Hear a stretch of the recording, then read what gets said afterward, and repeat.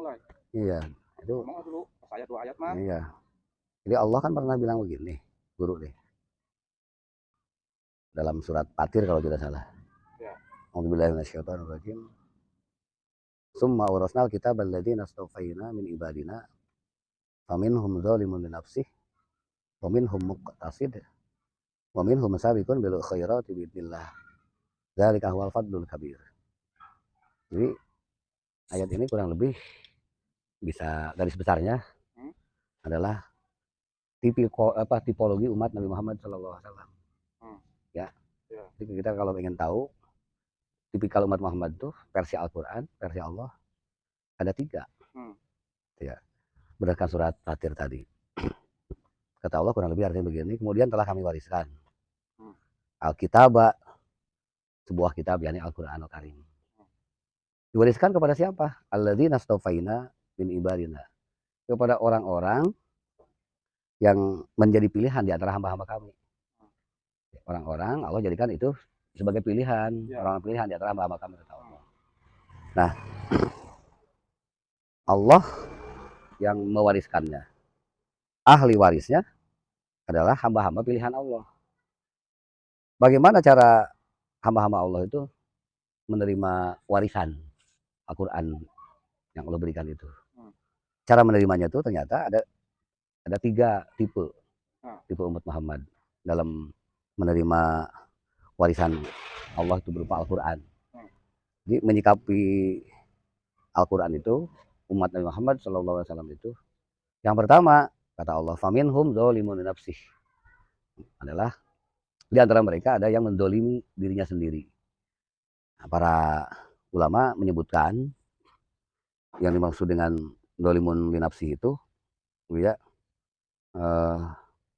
orang yang menganiaya dirinya sendiri itu lebih banyak menentangnya, lebih banyak ingkarnya terhadap Allah daripada taatnya.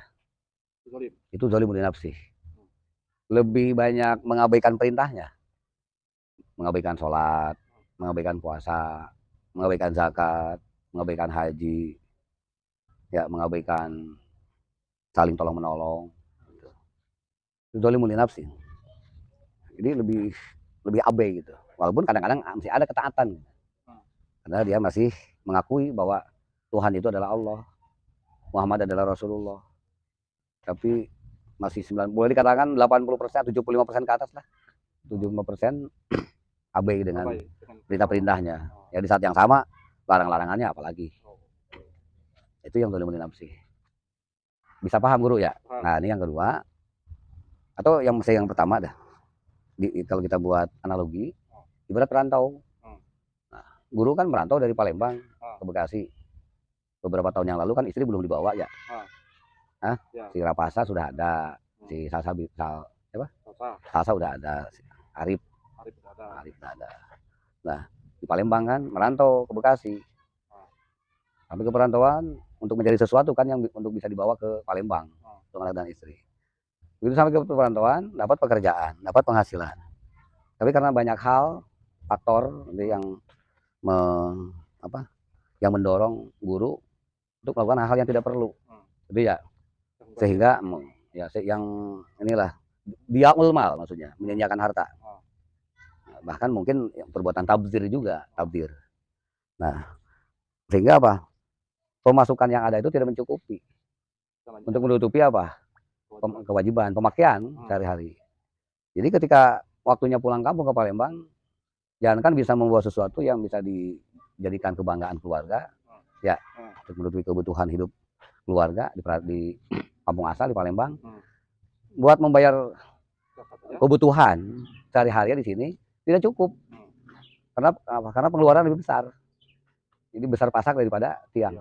Jadi ketika akan pulang kampung, ya tidak membawa sesuatu pun, bahkan tadi hutang tertinggal, belum kebayar. Nah, itu adalah perantau yang dzalimun li nafsihi. Atau boleh disebut itu perantau seperti itu, perantau yang celaka. Perantau yang celaka. Kemudian yang kedua, Allah menyebutkan wa minhum muqtasid. Muqtasid itu sedang, 50-50, ya, 50-50. Jadi di satu sisi dia melaksanakan perintah Allah. Konsep takwa itu kan imtisalu awamirillah wajitinabu nawahihi. Konsep takwa itu melaksanakan seluruh perintah Allah, di saat yang sama dia menjauhi apa yang dilarang oleh Allah Subhanahu wa taala. Nah, kelompok yang muqtasid ini dalam hal perintahnya, perintah Allah, dia berusaha semaksimal mungkin untuk melaksanakannya, untuk melakukannya. Salatnya ya, dia kerjakan. Baik wajibnya maupun sunnahnya kadang-kadang gitu ya. Puasanya begitu, wajibnya yang Ramadan tahun sekali, kadang-kadang dia sunnahnya. Gitu ya. Kemudian zakatnya juga dia tunaikan. Kadang-kadang dia sedekah juga, infak. Tuh. Dan dia juga karena merasa sudah sampai dikatakan istitoah, mampu melaksanakan perintah haji, berangkat haji. Bahkan bisa jadi lebih dari 1 kali haji. Atau hajinya sekali tapi berkali-kali umroh. Akan tetapi di saat yang sama larangan-larangannya diabaikan, tidak diindahkan, ya. Bahwa itu larangan tidak diindahkan. Nah, dia maksiat juga, dia mendolimi orang juga, mengambil barang yang bukan haknya tanpa disadari atau disadari dia bahwa ini bukan haknya, dia ngambil hak orang, dia korupsi lah kalau dia pejabat, ya, atau kong kali kong kalau dia pengusaha. Nah, ini begitu juga apa perbuatan-perbuatan yang tercela yang lainnya. Mungkin saat ada kesempatan untuk berzina, mungkin karena hobinya misalkan kebetulan berjudi dan lain sebagainya. Ya, padahal sholatnya, puasanya tetap dia iya konsisten. Nah, itu orang seperti itu jadi sebutnya 50-50 gitu. Boleh dikatakan STMJ, sholat terus maksiat jalan. Nah itu kalau kita analogikan dengan perantau yang tadi, guru merantau dari Palembang, SKU, datang ke Bekasi. Ya, ini cerita beberapa tahun yang lalu nih, seolah-olah istri masih di Palembang nih. Nah, ini mah andai ya, berandai-andai. Nah, penghasilannya misalkan dapat 10 juta sebulan kurang lebih. Ya, nah, pengeluarannya pun 10 juta. Oke.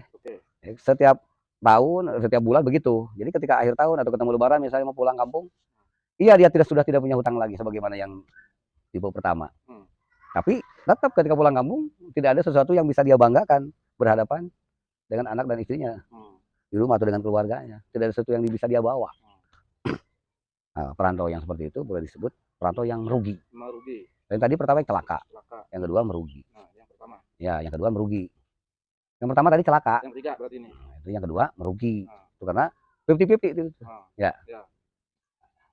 Yang ketiga itu wa minhum sabiqun bil khairati biidznillah. Jadi orang yang berkompetisi dengan amaliyah ubudiyah. Tentu dengan izin Allah. Sabiqun bil khairat biidznillah, berkompetisi dalam hal kebaikan. Ya, pasti bil khairat kalau dalam ayat yang lain. Nah, ibarat pokoknya seluruh perintah-perintah Allah dia laksanakan. Jangankan perintahnya, sunnah-sunnahnya dia laksanakan, dia tunaikan. Bahkan dia berani meninggalkan yang makruh sekalipun. Ya, jadi orang yang sudah benar-benar komitmen dengan tauhid, orang yang sudah merasakan hadirnya Allah, kapanpun, dimanapun, dalam keadaan bagaimanapun, sedang apapun, selalu merasakan, dia saksikan adanya Allah. Dia rasakan hadirnya Allah, ya. Bahkan dia menyaksikan segala sesuatu itu tidak ada yang bergerak kecuali atas izin Allah. Dia benar-benar bersaksi, dia sadar dan bersaksi. Nah, orang yang seperti itu bahkan yang dibolehkan sekalipun, yang mubah, yang bolehkan, sekiranya tidak bisa membawa manfaat, dia tinggalkan. Tuh, nah, ibaratnya kalau perantau tadi, misalkan guru kan perantau tuh, begitu sampai ke perantauan, punya penghasilan kan misalkan 10 juta gitu ya, pengeluarannya benar-benar ditekan semini mungkin.